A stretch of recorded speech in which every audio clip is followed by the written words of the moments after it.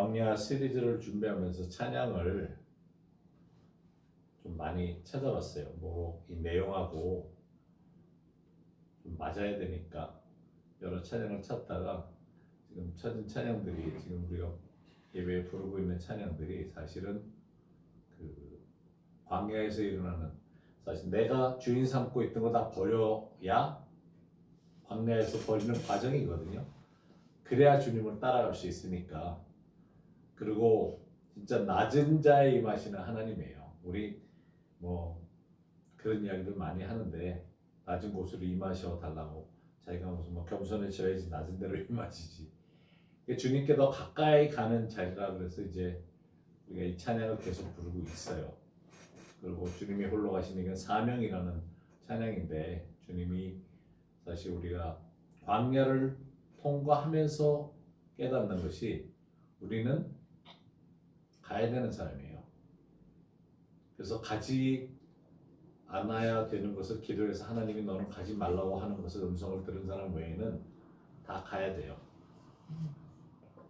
근데 뭐 안 간다, 사역의 은퇴, 뭐 이게 있을 수가 없는 거예요. 그래서 계속적으로 뭔가를 해야 되는.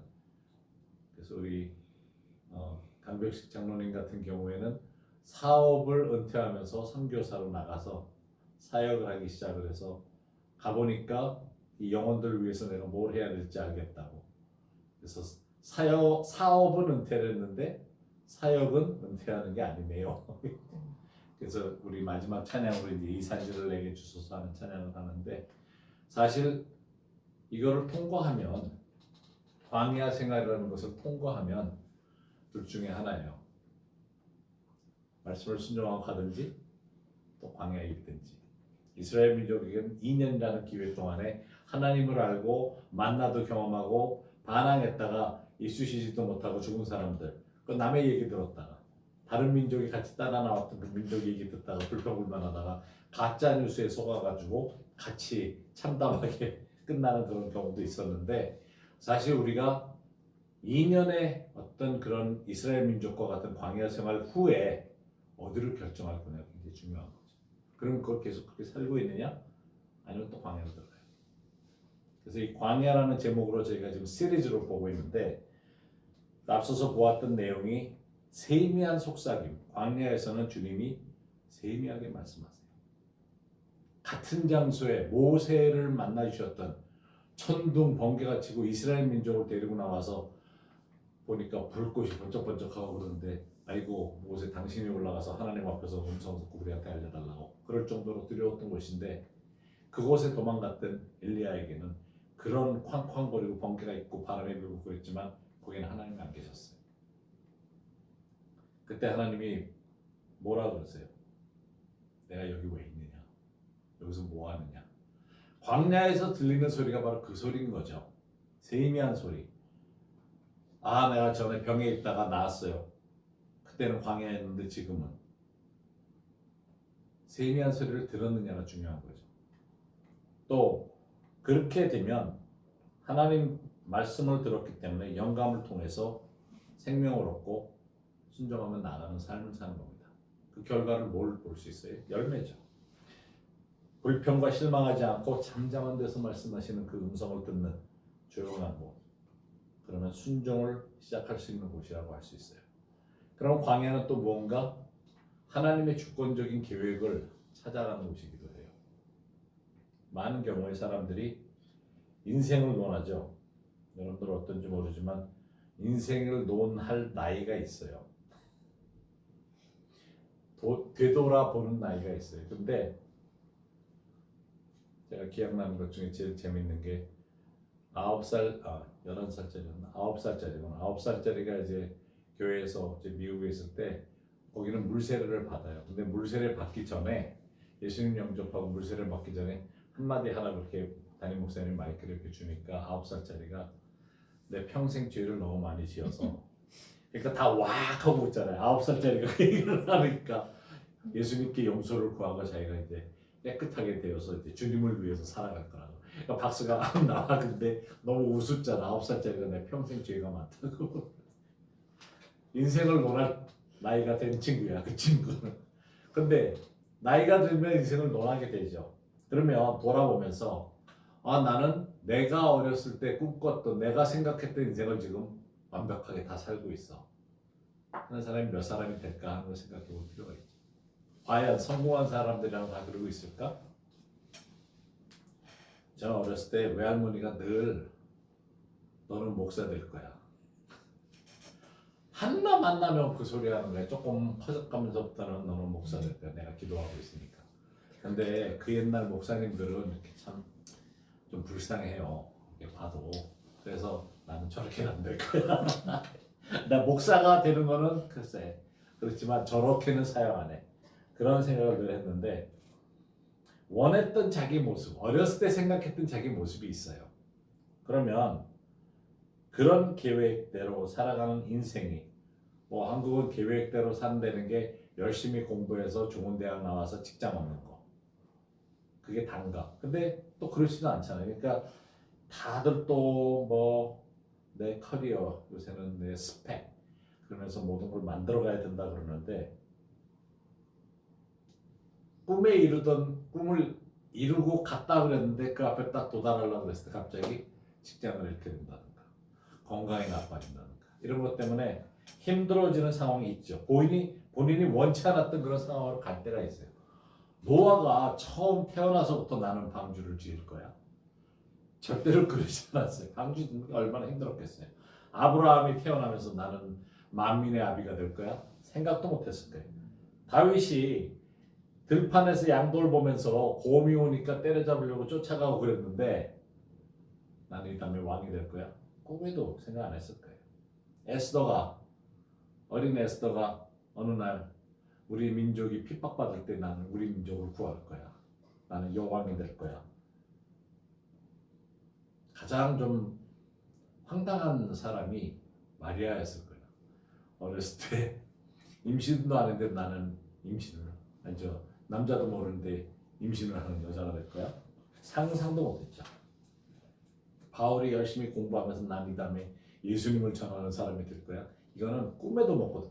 핍박하다가 한 대 얻어맞으면서 정신이 번쩍 들었던 거지. 근데 진짜 재밌는 거는 자기하고 사촌지간인 예수님을 위해서 광야에서 외치는 자의 소리가 될 거라고 세례 요한이 같이 뛰어놀면서 그랬겠냐고요. 내가 너 이 다음에 커서 너 위해서 내 광야에서 외쳐줄게. 전혀 그렇지 않았죠. 그러나 그 세례 요한이 사실 그 앞서도 보았지만 광야에서 외치는 자의 소리가 되어서 예수님을 증거하는데 어느 정도 세월이 지나서 예수님을 증거하고 자기는 자기 사역을 계속하고 광야에서 회개하라 천국이 가까웠다 그러고 외쳐서 많은 사람들이 세례를 받잖아요. 예수님도 와서 세례받고 사역을 시작하는데 어느 순간에 내가 하는 사역 이거 내가 하는 거 맞나 하는 의문이 드는 시기가 와요. 왜냐하면 8개월 차이거든요. 둘이 나이를 치면 세례 요한이 8개월 먼저 났는데 세례 요한이 30대에 붙잡혀요. 감옥에 들어가가지고 이제 제자를 보냅니다.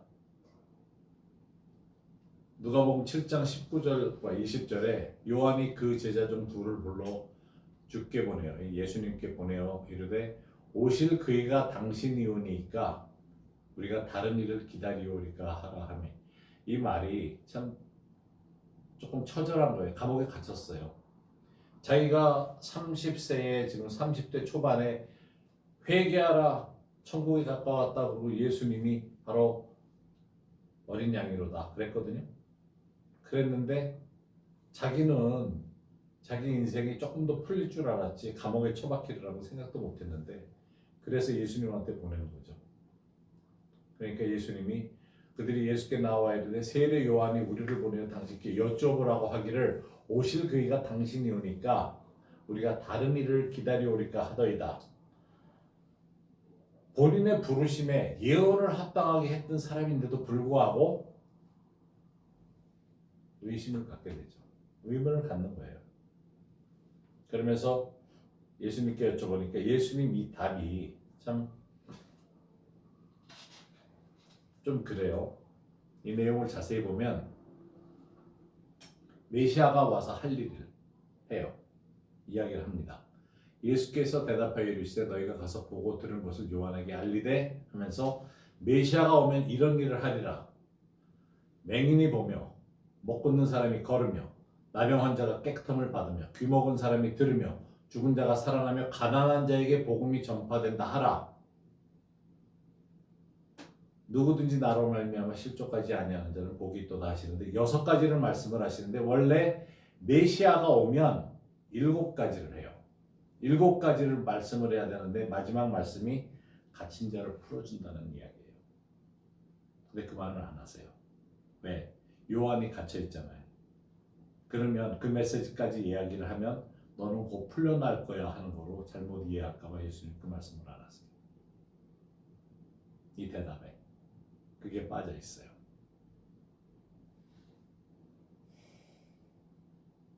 자, 그거 보면 예수님도 지혜로운데 답을 나 인생살이 제대로 했는지 좀 들어보고 싶은데 당신 메시아 맞습니까? 하는 질문에 메시아가 맞다. 이 일이 다 일어나고 있다 하는데 메시아가 오면 하리라 하는 거에서 딱 하나를 빼놓은 거죠. 메시아에 대한 얘기가 이사야 61장 1절에 메시아가 오면 주의 영이 여호와의 영이 내게 내리셨으니 하면서 메시아가 선포하는 내용인데 이는 여호와께서 내게 기름을 부으사 가난한 자에게 아름다운 소식을 전하게 하려 하십니다. 나를 보내사 마음이 상한 자를 고치며 포로된 자에게 자유를 갇힌 자에게 노임을 선포하며를 빼놓죠. 예수님이 그 말씀을 요한에게 안 하시는 겁니다. 그 내용이 포함이 되어 있었어야 되는데 이게 참 죽음을 앞에 놓은 사람한테는 전달해줘서 요한이 풀릴 수 있게까지 해주셨으면 좋을 텐데 그런 것이 아닌 본인의 삶에 대한 의문을 갖게 하는 사실은 많은 사람들이 세례 요한과 같은 의문을 가져요. 많은 사람들이 사역을 은퇴한다 그러는 사람들 보면 나 평생 사역했는데 하나님 이거 뭡니까 하는 질문을 하는 사람들이 많아요. 어느 목사님이 미국의 한 목사님이 본인은 평생 사역을 해왔다고 열심히 했다고 그랬는데 이제 인생을 돌아보니까 뭐 한 게 없는 것 같은 거예요. 작은 교회만 계속했지 교회가 부흥도 안 되지. 하나님 앞에 하나님 내가 평생 주님을 섬기면서 이렇게 사역을 했는데 내가 한 교회마다 부흥한 교회도 없고 다 작은 교회만 이렇게 전전하면서 나 제대로 한 건 맞습니까? 하고 질문하니까 하나님이 내가 빌리그레암 예수님 영접시키지 않았냐? 그 말씀을 하시는 거예요. 그 한 영혼을 영접시키는 걸 통해서 자기가 젊을 때 중고등학생들 수련회에서 예수님을 영접시킨 사람이 빌리그레암이에요. 그 빌리그레암 목사가 장성에서 얼마나 큰 부흥사로 역사를 해요.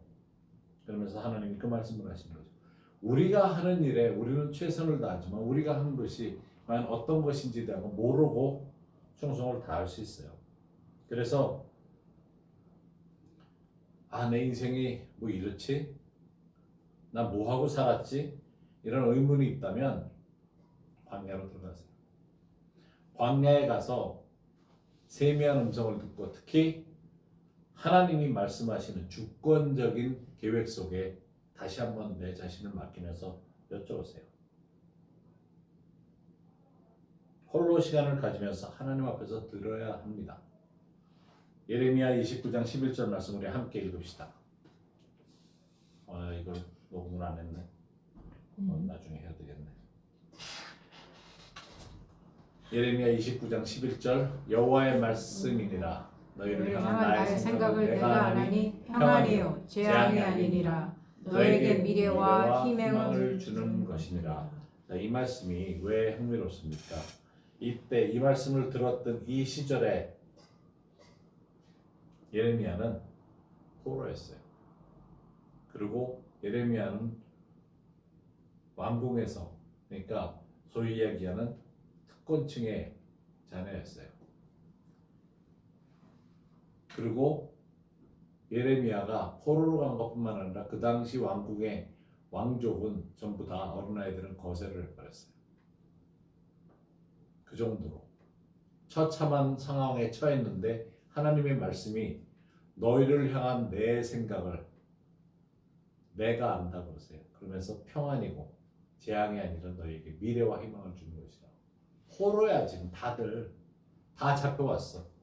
근데 하나님의 말씀은 전혀 생각지 않은 그런 말씀이죠. 하나님은 우리의 생각을 알고 계세요. 그리고 우리를 향한 미래와 소망을 주시고 희망을 주시려는 거죠. 그걸 들어야 돼요. 듣고 움직일 수 있어야 되는 거죠. 광야는 한적한 장소죠. 아주 한적해요. 다시 얘기해서 격리되고 분리되고 고립된 곳이라고요. 그런 시간을 필요로 할 때가 있어요. 왕따, 따돌림을 당한다? 그러면 광야라고 생각하면 그때 그 사회 문제에 대한 한 부분에 내가 떨어져 있다고 생각하지 말고 하나님으로부터의 말씀을 들을 수 있어야 돼요. 예수님이 처음 오셨을 때 주류 사회, 바리새인과 사두개인들의 사회에서는 왕따였어요. 쳐다도 안 보는. 그러나 예수님은 늘 격리된 장소, 한적한 장소를 찾으셨죠. 마가복음 6장에 보면 30절 32절에 이제 제자들이 전도 여행을 하고 돌아옵니다. 이 말씀 보면 사도들이 예수께 모여 자기들이 행한 것과 가르치신 것은 낱낱이 고하니 가서 전도 여행을 했는데 사방에서 난리가 난 거예요. 돌아와서 막 흥분해서 이야기를 하고 그랬더니 예수님이 이르시되 너희는 따로 한적한 곳에 가서 잠깐 쉬어라 하시니 이는 오고 가는 사람이 많아 음식 먹을 겨를도 없습니다. 이 배를 타고 따로 한적한 곳에 갔어요. 제자들이 전도 여행을 다 갔잖아요. 다 보내셨잖아. 그 예수님 홀로 계시면서 사역을 하셨어요. 교회에 부흥이 일어나가지고 지금 한 번에 몇천 명씩 모이는데 부교역자들을 다 전도 여행을 보내고 목사님이 혼자 사역을 하고 계셨어. 그러고 나서 돌아왔는데 사방에서 역사가 있었다는 보고를 듣는데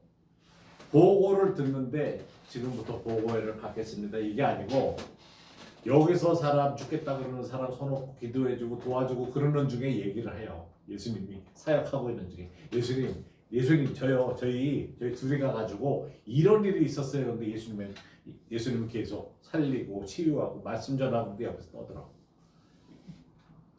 하도 사람들이 많이 오니까 제자들도 그렇고 예수님도 먹을 새가 없어요. 우리 좀 쉬었다 합시다. 요즘 교회는 그게 가능할지 모르지만 이때는 그게 없는 거예요.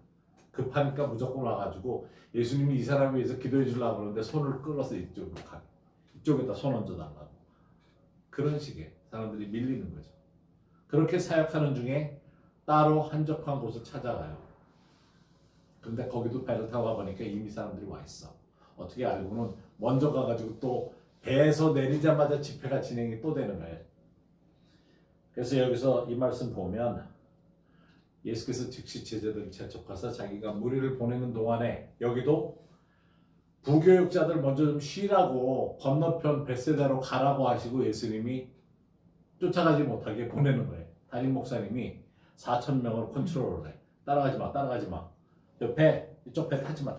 이리 와봐. 그러고서는 먼저 밤에 가게 하세요. 그리고 깜깜해지니까 무리들을 작별하신 후에 기도하러 예수님이 산 위로 올라가는 장면이에요.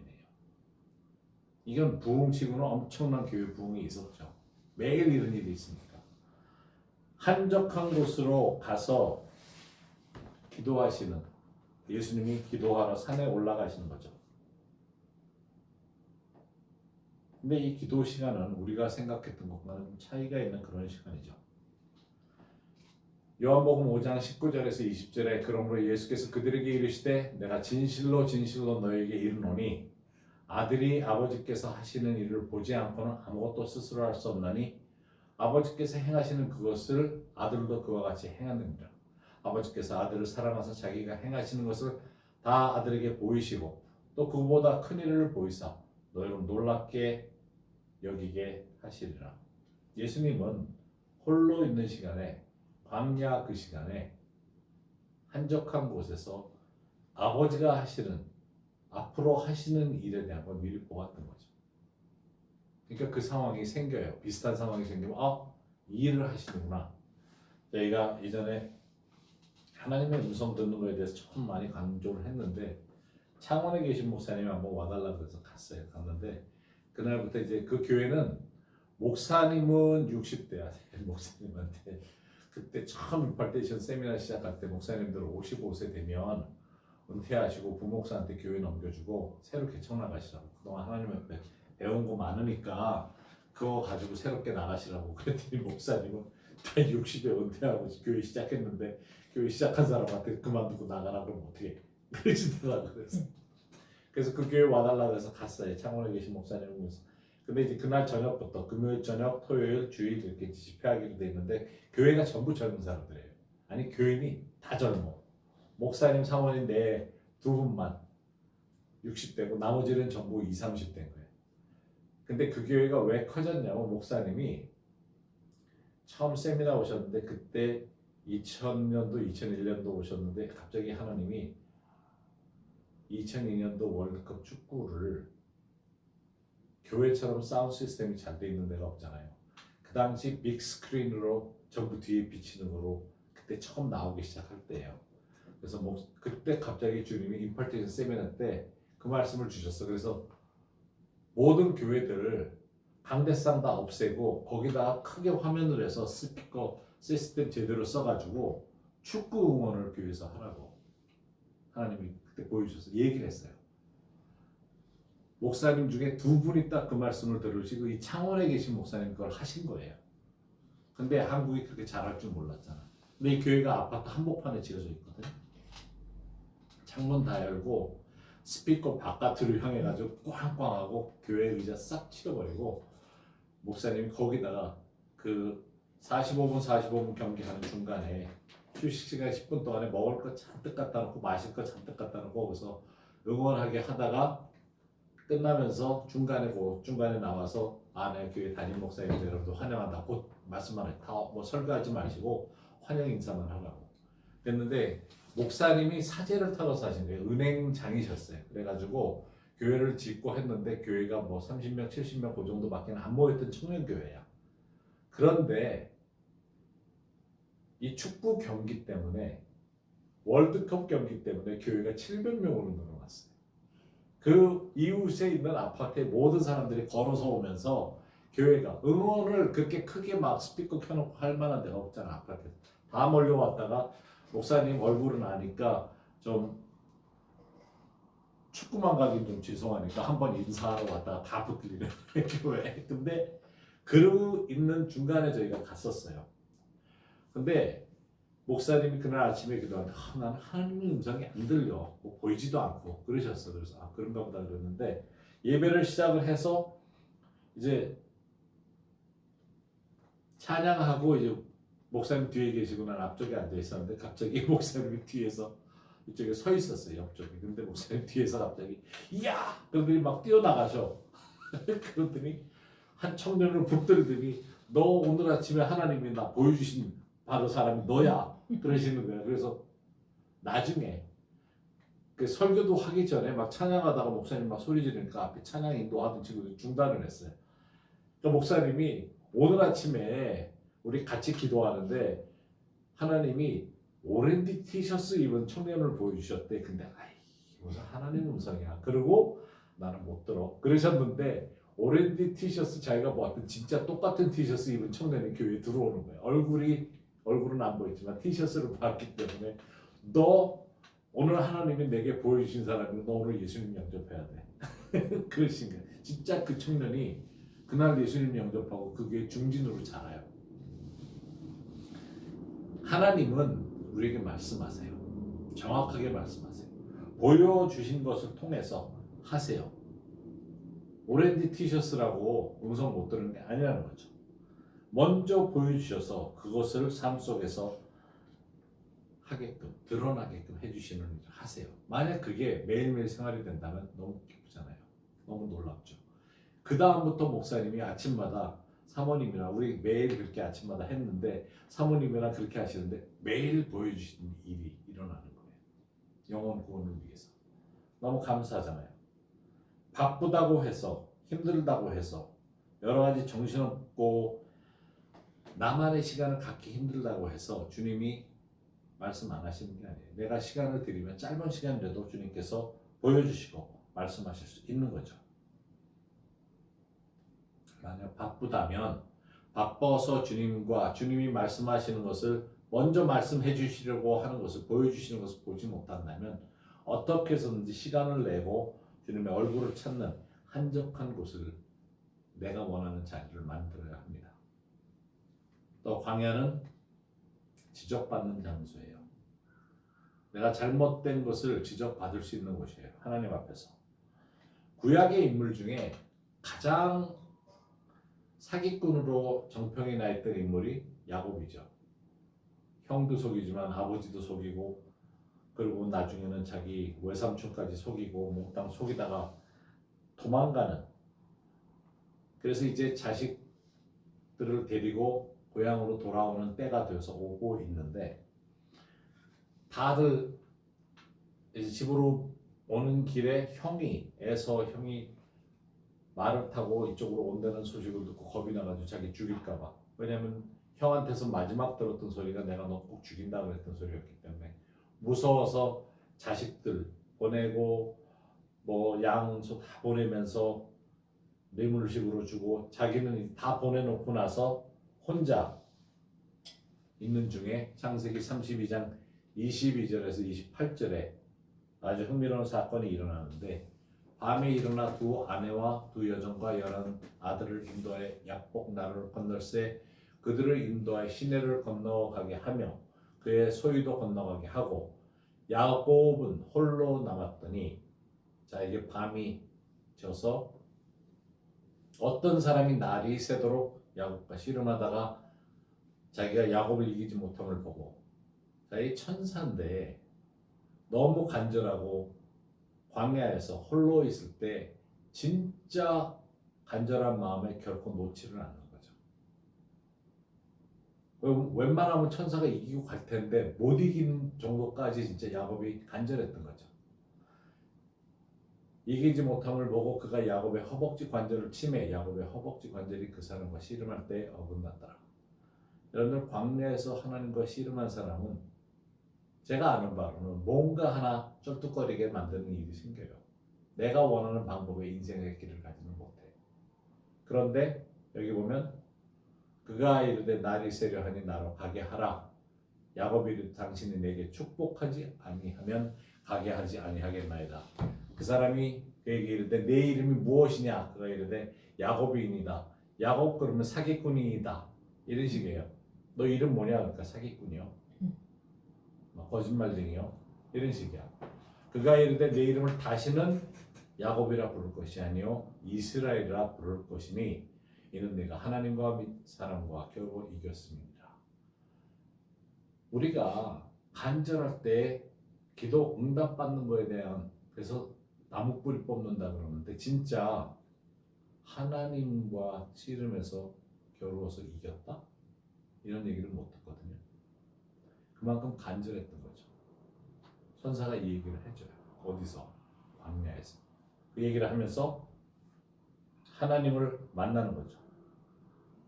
더 이상 도망갈 수 없는 장소에서 완전히 코너에 몰린 곳에서 간절하기 때문에 만날 수 있는, 하나님을 만나는 것뿐만 아니라 하나님 나를 축복해 주시지 않으면 못 가십니다 하는 간절함으로 붙드니까 사기꾼이 이스라엘 민족의 아비가 된 거죠. 그것이 광야인 겁니다.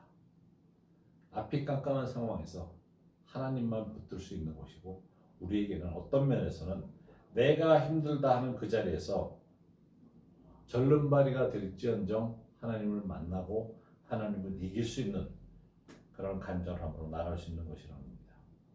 영적인 것을 하다 보니까 육적인 손해도 볼 수 있어요.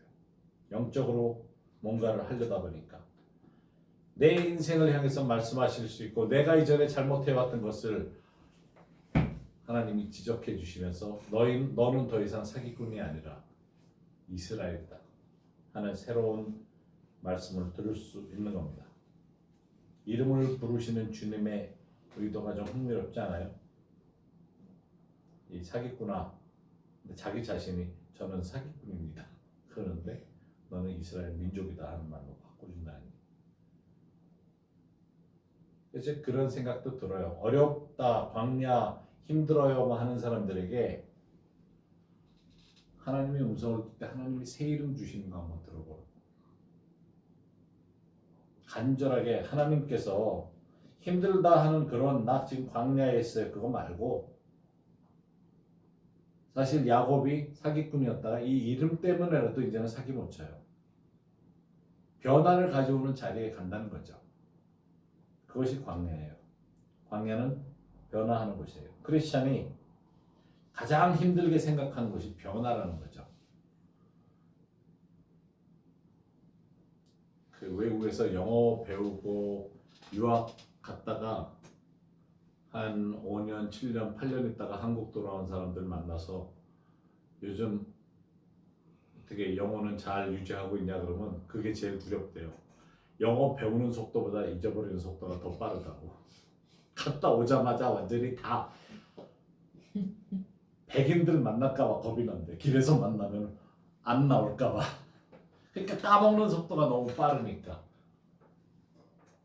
현주화되는데 무단히 노력을 했는데 돌아오니까 이게 태엽이 풀리는 것처럼 반대로 돌아가는 게 훨씬 쉬운 거예요. 한국 사람이 한국 사람을 벗어날 수 있는 첫 번째 방법이 뭔지 아세요? 김치를 안 먹어요. 그게 지옥과 같은 사람들이 많아요. 김치 못 먹으면. 근데 2주만 안 먹으면 안 먹게 돼요. 그래야 다른 문화권에서 현지화 할 수 있어. 거기 가서 라면 먹고 김치 먹으면서 현지화 한다고? 못해요. 왜냐면 입에서 김치 냄새 나서 안 받아줘. 말을 같이 못 섞고. 왜냐면 헬로우 그러는데 김치 냄새 퍽 나가요. 다 도망가. 그래서 로마서 12장 2절 말씀이 이게 참 힘든 말씀인데 우리는 너무 쉽게 잘 쓰는데 너희는 이 세대를 본받지 말고 오직 마음을 새롭게 함으로 변화를 받아. 이 변화라는 말 하나님의 선하시고 기뻐하시고 온전한 뜻이 무엇인지 분별하도록 하라. 이 세대와 하나님 세대 완전히 변화된 거예요. 그래서 변화라는 트랜스포메이션 영화에서처럼 자동차가 로봇으로 바뀌는 완전히 바뀌는 하나님 나라의 입양이 됐거든요. 우리가 예수님 영접하는 순간에 접목이 됐다 그러잖아요. 그러면 열매는 하나님 나라의 열매가 맺혀져야 돼요. 제대로 접목이 됐습니다.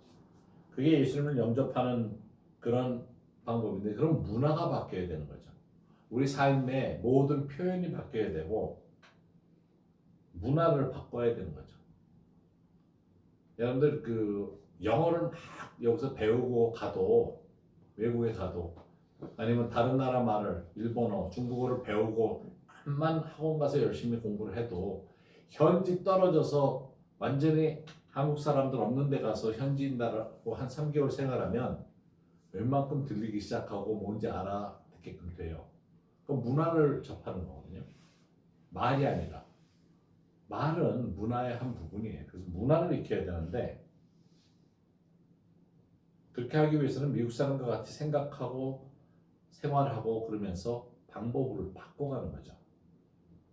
그거는 사실 하나님 나라의 문화에 들어가기 위해서는 그 문화 생활 속에 들어가야 돼요. 그런데 마치 일주일에 한 번 교회 가는 거로 신앙생활하는 사람들은 하나님 나라 문화를 배우고 언어를 배우려고 학원에 일주일에 1시간가 앉아 있으면서 나 지금 영어 배우고 있어 하는 거와 똑같아요. 그게 되냐고요.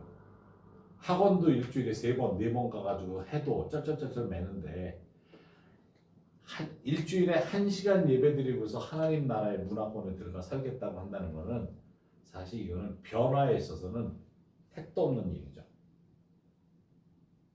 이거는 결혼 생활도 마찬가지잖아요. 부부가 하나가 되려면 이쪽 문화, 자기 집 문화, 양가 문화를 떠나서 새로운 문화를 만드는 거거든요. 내 안에 계신 성령께서 세상이 아닌 하나님의 나라의 문화권으로 끌고 들어가시는데 1시간, 주일날 1시간 아니면 요새는 좀 편하게 비대면으로 1시간 학원 강의 듣고 하나님 나라에 순종하는 삶, 문화에 접하는 삶을 살겠습니다 하는 것은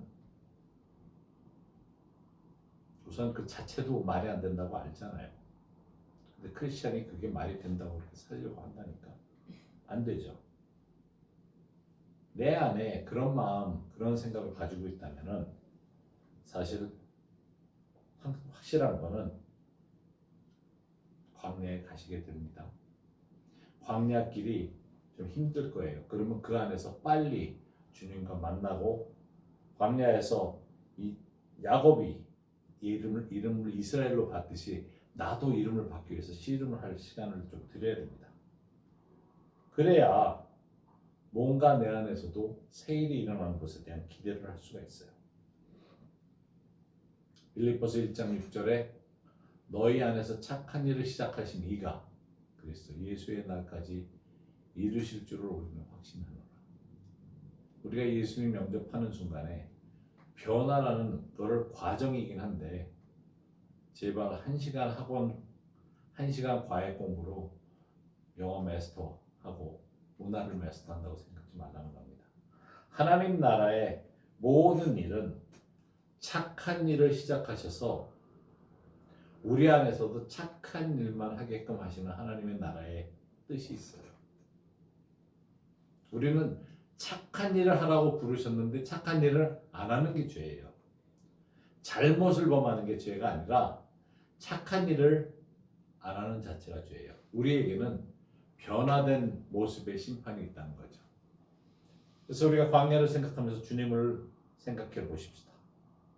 하나님의 주권적인 계획 속에서 내가 착한 일을 하라고 부르심 받은 것을 생각해 보세요. 이것이 하나님 나라의 문화예요. 변화를 받읍시다.